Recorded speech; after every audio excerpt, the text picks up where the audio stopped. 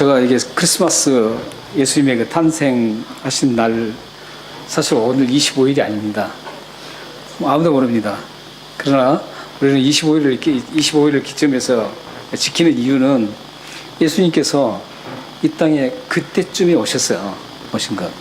오셨는데 왜 하나님께서 그러면 하필 정확한 날짜를 기록하지 못하도록 했었을까? 이것도 하나의 미스터리입니다. 그것은 정확한 건 아니지만, 성경이 안 나오니까 정확한 건 아니지만, 아마 하나님께서 이 날짜를 정확하게, 예수님 태어난 날짜를 모든 사람들에게 알도록 하셨다면 그날이 우상의 날이 될 수가 있습니다. 우리 사람은 이 본질보다도 겉에 드러나는 그걸 더 중요시 여깁니다. 지금 크리스마스를 우리가 막 이렇게 굉장히 즐겁게 지내는데, 대부분이 크리스마스를 예수님이 이 땅에 우리 죄를 용서하시기 위해서 오셨다는 그 의미보다도 오히려 그 날이 즐겁고 기쁘다 해서 막 파티하고 선물을 주고받고 이렇게 갈 수밖에 없죠. 이게 우리 인간입니다. 그렇기 때문에 하나님께서는 지금까지 역사적으로 보면 그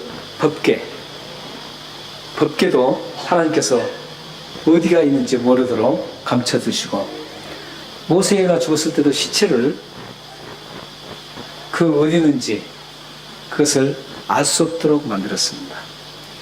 뿐만 아니라 이 성경 자체도 그렇습니다. 성경도 이 원본을 하나님께서는 자취가 없도록 만들었습니다. 이런 모든 것들을 보면, 만약에 이 성경이 원본 성경이 있다면 그것이 모든 것으로 알고 그것에 섬길 수 있는, 본질보다도 본질이 아닌 것을 더 섬기고 하기 때문에 우상이 되어버립니다.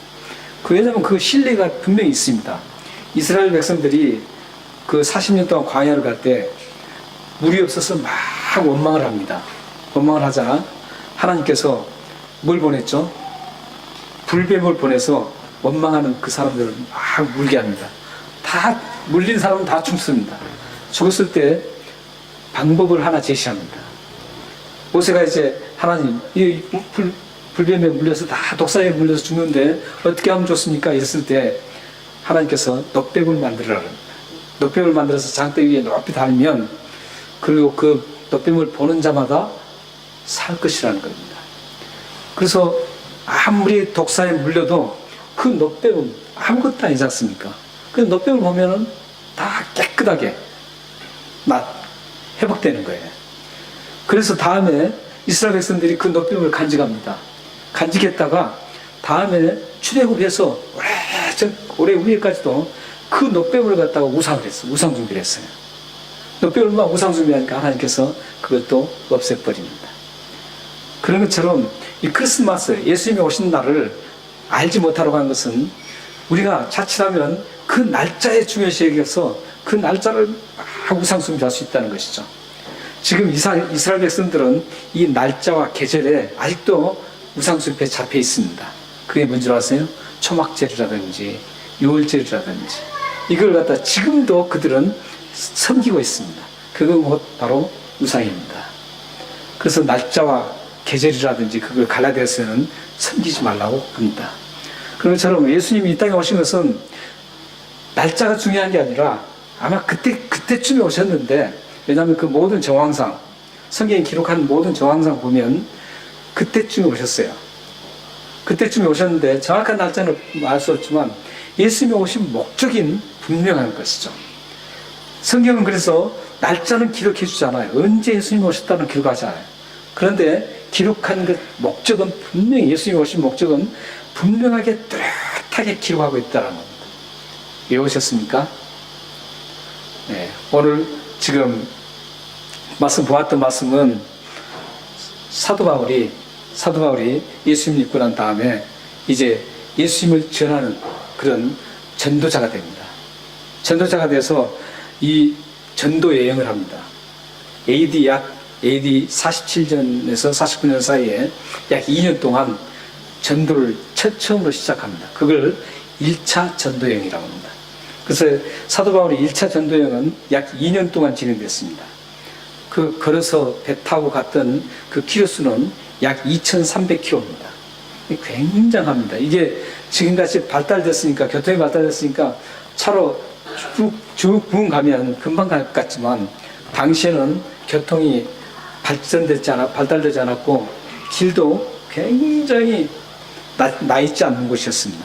그런 곳을 걸어서 또 배를 타고 2300km를 1차 전도여행 때 이렇게 걸어 다녔습니다. 더군다나 사도 바울은 굉장히 몸이 안 좋았습니다.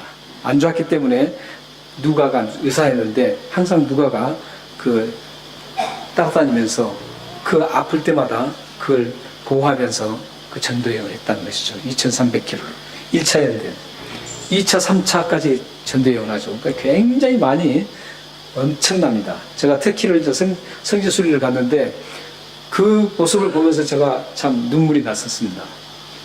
그 엄청난 해발 2000m 되는 곳, 그곳을 걸어서 쫙 갔다는 생각을 하니까 엄청나게 참 감동을 받았었습니다. 그래서 이제 사도 바울이 1차 전도여행을 시작하면서 이제 2차 전도여행 떠나죠. 떠나서 이제 어디에 도착하냐면 지금의 시리아. 지금 시리아가 얼마나 전쟁으로 처참하게 됐습니까? 그런데 이 사도 바울이 이 시리아에 있는 곳에 얼마나 많은 복음을 전했는지 모릅니다. 그리고 예수 믿는 사람도 굉장히 많았습니다. 많았는데 이제 사도 바울이 계속 복음을 전하러 가다가 시리아에 도착했습니다. 시리아의 바시디아 안디옥이라는 곳에 도착합니다. 그래서 도착해서 이제 하나님 말씀을 전합니다. 전하는데 그 전한 복음 내용이 바로 오늘 말씀 읽었던 16절에서 52절까지 나오는 말씀입니다. 이걸 다 같이 함께 나눌 수는 없고 여기서 이 모든 16절에서 52절 말씀을 간단하게 요약하면 이렇습니다. 24절이 요약한 말씀입니다. 24절 말씀 보면 한번 읽겠습니다. 24절. 자, 시작. 23절입니다. 죄송해요. 23절이요. 자, 시작. 하나님이 약속하신 대로 이 사람의 후손에서 이스라엘을 위하여 구주를 세우셨으니 곧 예수라. 23절이 핵심적인 말씀입니다. 이 말씀은 어떤 말씀입니까? 하나님께서 이 세상의 죄인들을 모두 죄를 지었는데 그 죄인들을 구원하시기 위해서 하나님께서 계속 약속을 합니다. 창세기 3장부터 계속 약속을 하세요. 약속을 하시다가 그 약속대로 예수님이 이 땅에 오셔서 우리 죄인들을 구원 사역을 하셨다. 이게 지금 모든 말씀입니다. 특히 24절 말씀, 이 말씀은 사무엘하 7장 8절에서 16절 말씀을 지금 말씀하고 있습니다. 23장 이 말씀은 사무엘하에 나오는 7장 8절에서 16절 말씀을 지금 말하는데 사무엘하 7장 8절 16절 말씀을 일명 다윗의 언약이라고 합니다. 다윗의 언약. 그래서 이 다윗의 언약을 통해서 다윗의 시를 통해서 예수님이 오신다. 구원자가 오신다. 메시아가 오신다는 것이죠. 근데 이 예수님이 그 다윗의 시로 쭉 오신다는 걸 계속 하셨는데 이제 우리가 지금 함께 감사하고 즐거워하는 그 성탄절에 오신 겁니다. 그래서 예수님이 오셔서 이제 이 땅에 오셔서 모든 그 약속을 완성을 하신 겁니다. 그래서 우리가 예수님을 예수님이라고 합니다. 예수님의 뜻은 무슨 뜻인 줄 아세요? 예수님이 무슨 뜻인 줄 아시는 분 계신가요? 예수님을 믿는데 예수님의 뜻을 알아야 되지 않습니까? 예수님이란 뜻은 하나님은 구원이시다 이런 뜻입니다. 혹시 모르셨던 분들은 꼭 기억하세요. 예수님 믿는데 예수님의 그 뜻도 모르면 안 되잖아요. 하나님은 구원이시다 이런 뜻입니다. 그러니까 예수님이 하나님이시네요. 하나님이신데 이 땅에 죄인들을 구원하시기 위해서 육신을 입고 오신 겁니다. 오늘 장로님 기도에서 이미 다 복음적인 그 기도가 쭉 나오셨어요. 네, 그래서 육신을 입고 이 땅에 오셨어요. 오셔서 우리를 구원을 이룰 수 있도록 완성을 해주셨습니다. 근데 거기서 가장 중요한 게 뭐냐면 구원을 하기 위해서는 반드시 알아야 될 게 있습니다. 여기 계신 분들도 예수님이 구원이신데, 예수님 믿으면 구원하는데 그럼 뭘 믿느냐는 거죠. 반드시 알아야 될 게 있습니다. 그건 뭐냐면 죄입니다. 죄. 이 죄 때문에 우리가 하나님과의 관계가 멀어졌고 하나님 앞에 나갈 수도 없습니다. 그러므로 예수님이 오신 목적은 우리가 지은 죄를 해결하는 거예요. 우리가 지은 죄를 해결하고 그 다음에 해결됐을 때 구원의 선물이 주어진 겁니다. 그런데 그 해결은 예수님이 이 죄를 해결하러 오신 예수님을 믿을 때 가능하다는 것입니다. 이 죄를 완전히 예수님이 해결한 사건이 무슨 사건인 줄 아세요? 십자가 사건입니다. 십자가의 죽으심으로 인해서 모든 우리 죄를 십자가에 같이 묻어버렸습니다. 묻어버렸기 때문에 그걸 믿는 사람은 죄를 용서받는 겁니다. 근데 죄를 용서받으려면 예수님은 죄를 용서해 줄 수 있는 사람은 죄가 없어야 됩니다. 혹시 여기 계신 분 중에 나는 죄가 하나도 없다 이러신 분 계신가요? 만약에 그러신 분 계신다면 제가 그분을 예수님으로 깍듯하게 모시겠습니다. 혹시 계시면 말씀해 주세요. 그럼 제가 당장 내려가서 예수님 오셨습니까? 인사를 드리겠습니다. 이 세상에 로마서에 말씀 있는 것처럼 로마 3장 10절에 있는 말씀처럼 이 세상에는 의인이 없나니 한 사람도 없습니다. 그 얘기는 무슨 말씀이냐면 죄를 짓지 않는 사람은 아무도 없다라는 겁니다. 어떤 죄를, 우리 죄를 얼마나 많이 짓습니까? 생각으로 죄를 짓죠. 저 사람 미워 죽겠어. 또 시기하고 질투하고 이 생각으로 많은 죄를 짓습니다. 뿐만 아니라 우리 말로도 죄를 얼마나 많이 짓습니까? 거짓말도 하고 남을 비방도 하고 굉장히 많은 죄를 짓습니다. 하루에도 셀 수 없이 죄를 짓습니다. 뿐만 아니라 행동으로 직접 죄를 짓습니다. 행동으로 직접 죄를 짓는 것도 참 많지 않습니까? 이렇게 우리는 생각으로, 말로, 또 행동으로, 행위로 죄를 지을 수밖에 없습니다. 그런데 죄를 하나도 안 지었다면 그분은 예수님이세요. 죄인이 죄인을 용서할 수가 없습니다. 그래서 예수님이 이 땅에 오신 이유는 이 죄인들을 용서할 수 있는 유일한 죄 없으신 인간으로 이 땅에 오실 수밖에 없었습니다. 그래서 예수님이 이 땅에 오셔서 죄가 없으시기 때문에 용서를 해줄 수가 있는 겁니다. 죄가 없다는 말씀을 우리는 요한 1서에 보면은 나옵니다. 한번 요한 1서 3장 4절 한번 보겠습니다. 읽겠습니다. 시작. 죄를 짓는 자마다 불법에 행하나니 죄는 불법이라. 예. 죄를 짓는 자는 다 불법인데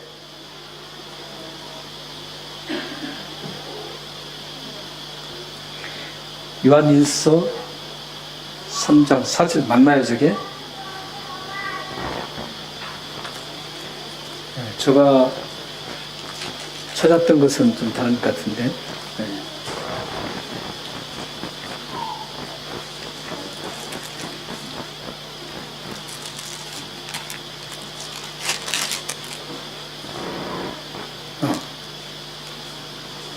예, 5절 말씀, 지금 미안해요. 5절까지 합니다. 5절까지. 4절, 5절. 5절까지입니다. 4절, 5절. 예, 5절 제가 읽어드리겠습니다. 그가 우리 죄를 없애려고 나타나신 것을 우리가 아나니 그에게는 죄가 없느니라. 그러니까 예수님께서는 우리 죄를 용서하기 위해서 죄 없이 이 땅에 오셨기 때문에 우리 죄를 용서해 줄 수 있는 분이라는 겁니다. 네, 감사합니다. 다시 한번 5절 한번 마저 읽겠습니다. 자, 시작. 그가 우리 죄를 없애려고 나타나신 것을 너희가 아나니 그에게는 죄가 없느니라. 네. 예수님께서는 이렇게 죄가 없어요. 없기 때문에 우리를 죄를 용서해 줄 수 있는 것이죠. 죄가 있는 사람 죄를 용서 못합니다. 예수님 죄가 하나도 없으시기 때문에 모든 걸 죄를 다 수용할 수가 있습니다. 그래서 십자가에서 죽으셨습니다. 근데 십자가에서 죽고 끝났으면 우리는 아직도 구원이 완성 안 되는데 예수님께서 3일 만에 다시 죄를 다 묻고 승리하셨습니다. 승리하셔서 우리가 다시 그 승리를 함께 공유함으로 인해서 구원의 완성을 볼 수 있습니다. 여러분들이 예수님이 아니면 우리는 도저히 구원받을 수 없습니다. 구원받을 길이 없습니다. 그래서 지금 이 핵심이 바울이 전하는 이 핵심 메시지가 바로 그래서 예수님이 이 땅에 오신 목적은 우리를 죄를 다 용서하시고 구원을 우리에게 선물로 주셨다. 이게 바울이 전하는 메시지의 핵심입니다. 이 바울이 전한 이 복된 소식을 듣는 그 많은 주위에 있는 그 안디옥 사람들이 오늘 말씀에 보면 예수님을 영접했습니다. 예수님을 많은 사람들이 믿었어요. 그런데도 불구하고 유대인들 중에서는 예수님을 영접하지 않는 사람들이 있었다는 겁니다. 지금도 마찬가지죠. 지금도 예수님의 이름 그 구원의 메시지, 복음의 메시지를 쫙 전하죠. 전하는데 그 복음의 메시지를 받지 않는 사람들이 있죠. 그래서 이 복음이라는 것은 뭡니까? 예수님이 이 땅에 오셔서 죄를 용서해 주시고 구원해 줬다. 이 소식이 가장 복된 소식이라는 겁니다. 복된 소리라는 거예요. 복이라는 건 복복자에다가 소리 음자죠. 그래서 복음이라고 합니다.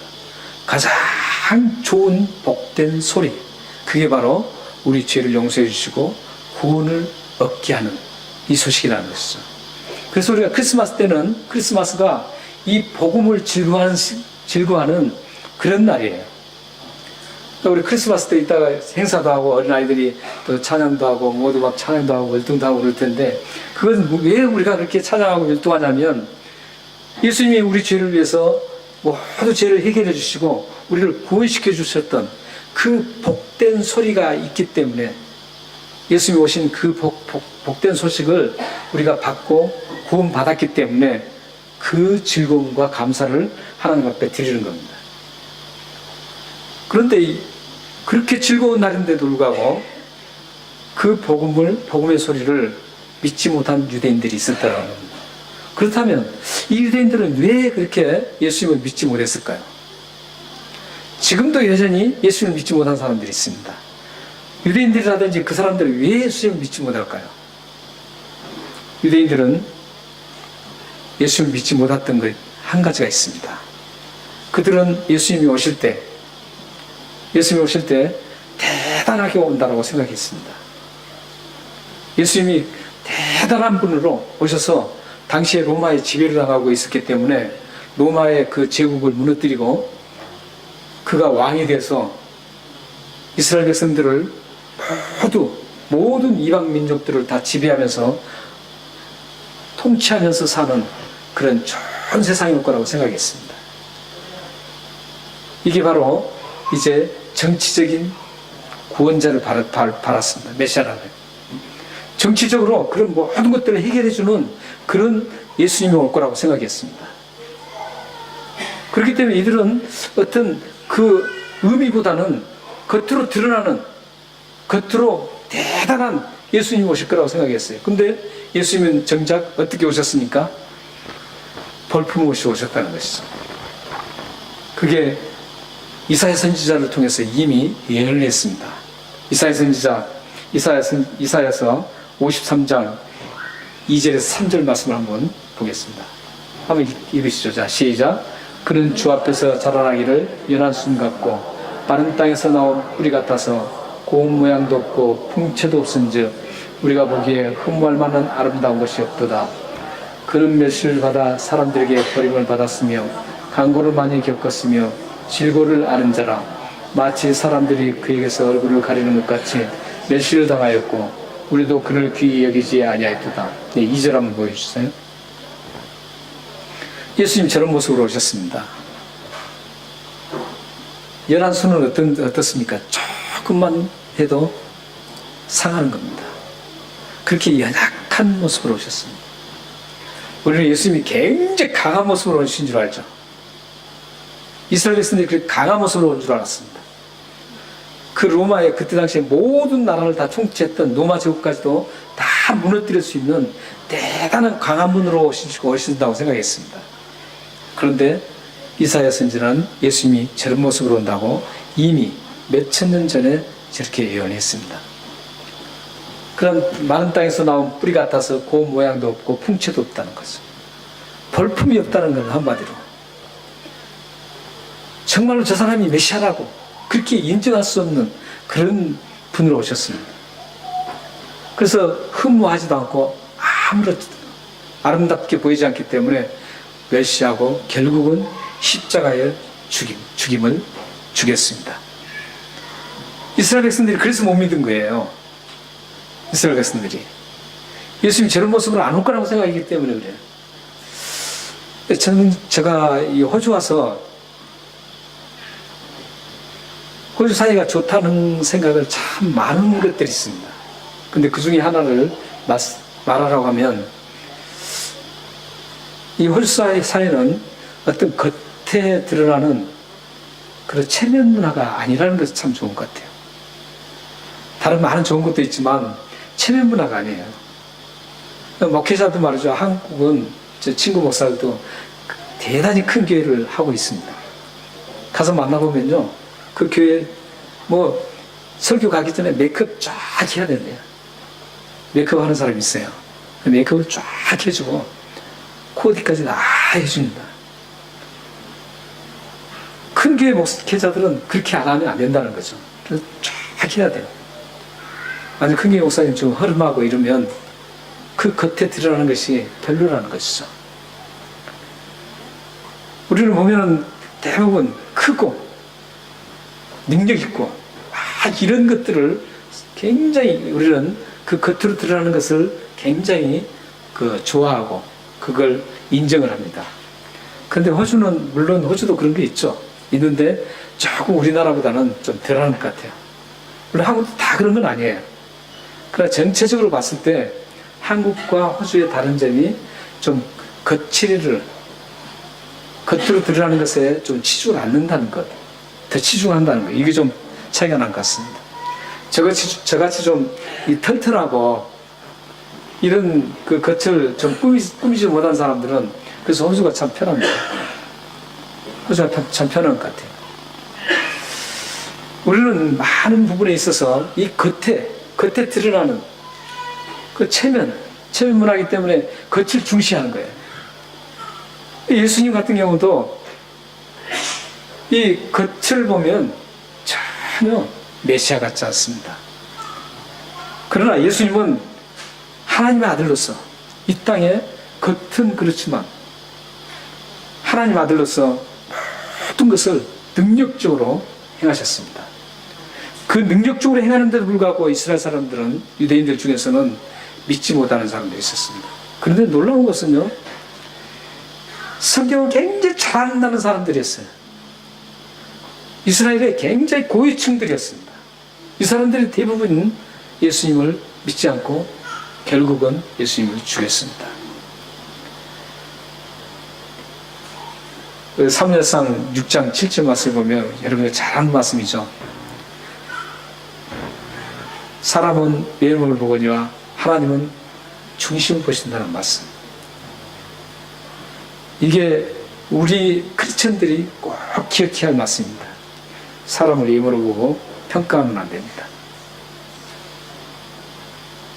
좀 굉장히 잘 갖춰졌다고 외모로 하면 그 사람에게는 정말 참 굽신거리고, 저거 헐벗고 좀 보기가 이상하다면 그 사람을 짓누르려고 하는 그런 모습은 우리 그리스도인들의 모습이 아닙니다. 오히려 헐벗고 굶주린 그 사람들을 더 귀히 여기고 더 그들을 세워주는 그런 모습이 우리 크리스천입니다. 왜냐하면 예수님이 그렇게 하셨기 때문에, 예수님이 그렇게 오셨고 예수님이 그렇게 하셨습니다.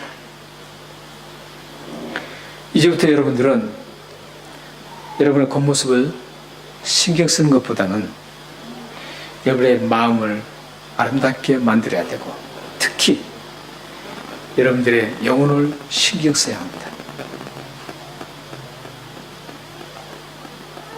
이 짧은 세상을 떠날 때 여러분들이 과연 여러분 영혼이 구원받았는지 이 영혼에 신경 써야 합니다.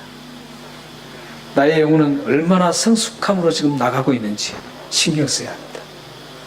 내 예물을 더욱더 빛나게 하는 것보다는 내 영혼이 더욱 빛을 발할 수 있도록 여러분들이 신경 써야 합니다. 또한 나의 마음은 얼마나 많은 사람들을 포용하고 용서하고 사랑하는지 이곳에 전심전력을 다해야 합니다.